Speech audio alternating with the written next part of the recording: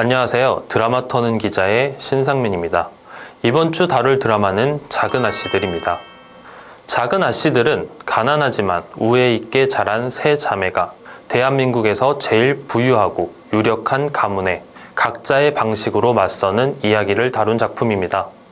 드라마는 루이자 메이 올콧 작가의 동명소설을 재해석한 작품입니다. 연출을 맡은 김희연 감독은 소설 속 작은 아씨들이 21세기에 오게 되면 어떻게 될 것인지에 대한 상상에서 작품이 출발했다고 이야기했습니다. 감독의 말처럼 드라마는 원작 속 캐릭터들의 성격을 고스란히 가져왔습니다.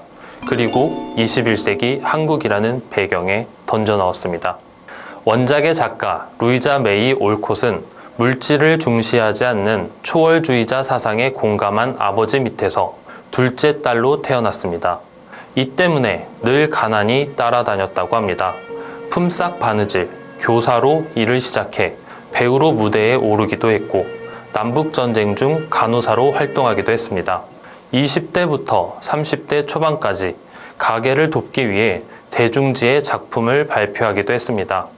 1868년 한 출판업자가 젊은 여성 독자를 위한 책을 써달라는 의뢰를 받고 자기 가족의 경험을 담아 집필한 작품이 작은 아씨들입니다. 작은 아씨들이 대중의 인기를 얻자 2권을 발표했고 속편격인 작은 신사들, 조의 아이들을 집필했다고 합니다. 원작에서는 19세기 미국 남북전쟁을 배경으로 마치 가족 4자매의 성장과 가족 생활을 섬세하고 유머있게 그려냈습니다. 가난이 많이 언급되지만 인도주의를 기반으로 따뜻한 가족 이야기를 유머와 밝은 정서로 담아냈습니다. 1권은 시골을 배경으로 가족의 이야기, 장녀 매그의 결혼 이야기가 펼쳐집니다. 2권은 배경이 도시, 외국으로 확장되면서 4자매가 숙녀, 아내로 성장하는 과정을 그렸습니다. 이를 통해 부부의 현실, 여성 문학도의 삶, 예술계의 이면을 보여줬습니다. 출간 이후 150여 년이라는 시간이 흘렀음에도 꾸준히 사랑받는 이유는 개성 강한 4자매와 이웃집 소년의 사랑과 성장을 담아냈기 때문입니다. 여기에 남북전쟁 당시 시대 분위기 속에서 사회적 제약이 심한 여성들의 도전을 그려내 시대와 세대를 초월해 공감을 받는 소설이 됐습니다. 원작에는 매그, 조, 베스, 에이미 4자매가 등장합니다. 드라마에서는 3자매, 오인주, 인경, 인혜가 나옵니다. 원작 소설과 드라마 모두 가난한 집안 형편으로 인해 고생한다는 공통점을 가지고 있습니다. 앞서 이야기한 것처럼 소설은 밝은 정서로 이야기를 풀어가는 반면 드라마는 어둡고 미스터리한 전개로 이야기를 끌고 갑니다. 드라마 속 오인주는 가난을 불평하고 부자를 동경하는 허영심 강한 매그를 모티브로 했습니다. 매그는 화려한 생활을 동경하지만 부유한 집안의 허실을 깨닫고 돈이 없어도 자상한 남자와 결혼을 합니다.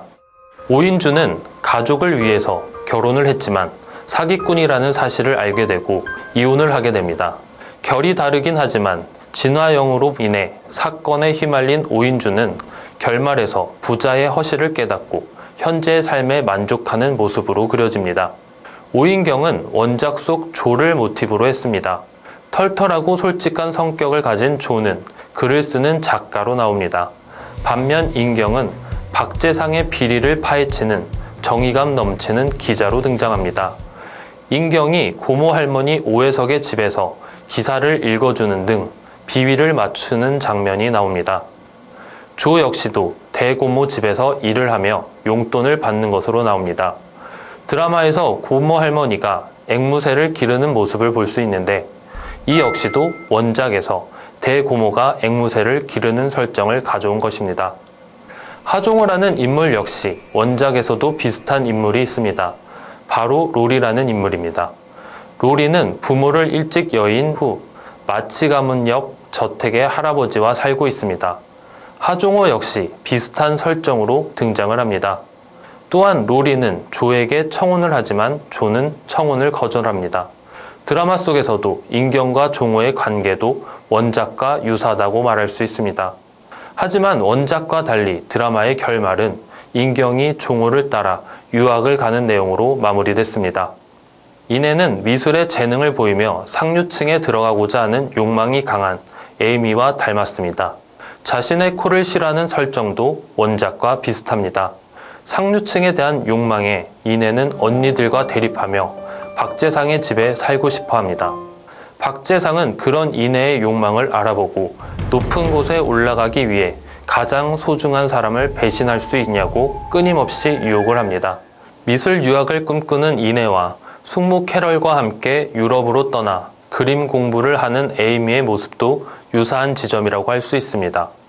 소설에서는 베스라는 셋째가 등장합니다. 원래부터 허약했던 베스는 병에 걸려 죽음에 이르게 됩니다. 베스의 죽음은 마치 가족에게 큰 영향을 미칩니다. 드라마에서는 인선이라는 셋째의 존재가 후반부에 드러납니다. 고모 할머니가 이내의 병원비를 수납하는 장면도 베스가 병에 걸렸을 때 에이미를 맡아 키운 대고모의 이야기를 모티브로 삼았다고 볼 수 있습니다. 이처럼 원작 속 인물들의 성격만 차용했을 뿐 이야기의 전개는 전혀 다릅니다. 700억 횡령으로 시작된 이야기는 베트남 전쟁에서 버림받은 참전 군인들의 이야기, 푸른 난초, 엄마의 죽음에 대한 트라우마 등으로 얽히고 설켜 원작과 전혀 다른 이야기로 그려집니다. 드라마는 오히려 영화 돈의 맛이 풍기는 분위기와 비슷합니다. 그렇기 때문에 돈의 맛과 같이 재벌가의 적나라한 모습, 돈의 유혹에 빠진 이들의 타락을 들여다보는 작품을 좋아한다면 오히려 취향에 맞을 드라마입니다. 개인적으로는 드라마 작은 아씨들을 보고 난 뒤 원작을 보면서 원작 속 인물들이 드라마에 어떻게 투영됐는지를 되돌아보는 것을 추천합니다. 재미있는 건 드라마가 방송되면서 원작 소설의 판매가 늘었다는 점입니다. 원작은 7번이나 영화화된 작품입니다. 그리고 애니메이션으로도 제작되기도 했습니다. 소설을 통해서 혹은 영화, 애니메이션을 통해서 충분히 원작을 다양한 방식으로 즐길 수 있을 겁니다. 지금까지 드라마 터는 기자였습니다.